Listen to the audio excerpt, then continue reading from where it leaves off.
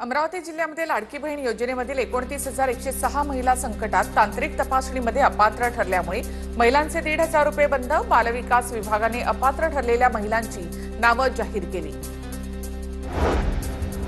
Nashik Sinnar ST अपघात प्रकरणामध्ये चौघांचं निलंबन. लॉगबुकमध्ये बसचा ब्रेक फेल असल्याची नोंद असताना सुद्धा कर्मचाऱ्यांचं दुर्लक्ष. एसटी थेट स्थानकाच्या फलाटावर जात अपघात झाल्यामुळे एका मुलाचा झाला होता मृत्यू. साताऱ्याच्या मसवडमध्ये सिद्धनाथ आणि माता जोगेश्वरी देवीचा रथोत्सव सोहळा आज यात्रेचा मुख्य दिवस असल्यामुळे यात्रेसाठी लाखो भाविकांची गर्दी.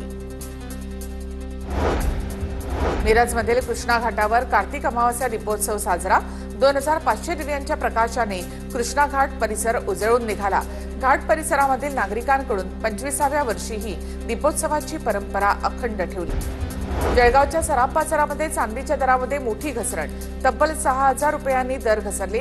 चांदीचे दर जीएसटीसह 1,58,620 रुपयांवर, तर सोन्याचे दर विना जीएसटीसह 1,26,072 रुपयांवर.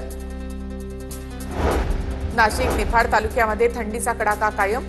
कुंदेवाडी येथील गहू संशोधन केंद्रामध्ये 8 अंश सेल्सिअस किमान तापमानाची नोंद. धुक्याचं विहंगम दृश्य ड्रोन कॅमेऱ्यामध्ये कैद.